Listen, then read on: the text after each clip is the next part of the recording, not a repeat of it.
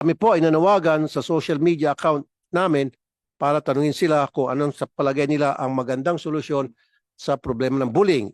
Sabi nila, palakasin ang pagpapatupad na batas. Dapat lahat ng schools ay may klarong anti-bullying policy at dapat minomonitor ng DepEd.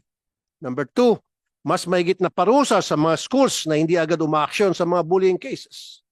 Number 3, CCTV sa bawat classroom at sa mga common areas upang matakot ang mga batang gumawa ng pambubuli sa loob ng classroom at may ebidensya kahit hindi na ito reported ng biktima.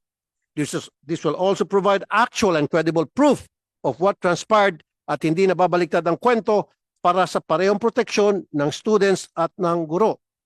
Ito ang pinaka-importanteng nakapaloob sa aking panukalang batas.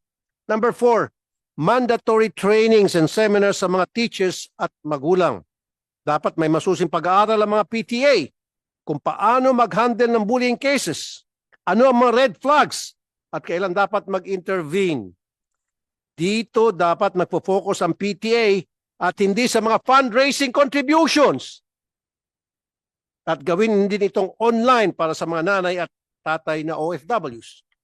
Number 5, mandatory counseling at psychological support. Importante magkaroon ng sapat na guidance counselors upang magkaroon ng mandatory and regular counseling at psychological support sa mga bata.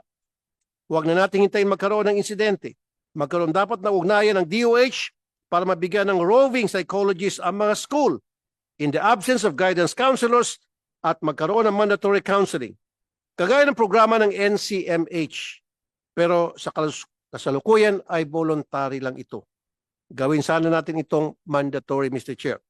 Number 6, paigtingin ang Good Manners and Right Conduct or GMRC. Dapat maisali sa curriculum ang pagtuturo ng mga core values kagaya ng kindness and respect. At hindi lang nakafocus sa mga academic subjects.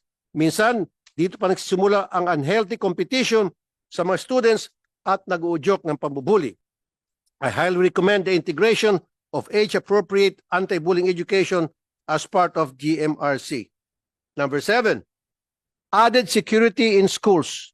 Kung kulang ang sariling security personnel ng mga schools, mainam sana na magkaroon ng memorandum of agreement ang DepEd at DILG para may roving police officers na nag-iikot sa labas ng mga paaralan. Kasi sa ngayon po ang nangyari, Mr. Chair, mga tanod lamang. Pag mga tanod, hindi po kinakatakutan ng mga estudyante yan. Versus kapag nakita ng mga estudyante sa labas ng kanilang eskwelahan, may mga pulis na nakaposit, naka-uniforme, at least kahit papaano it will serve as a strong deterrent.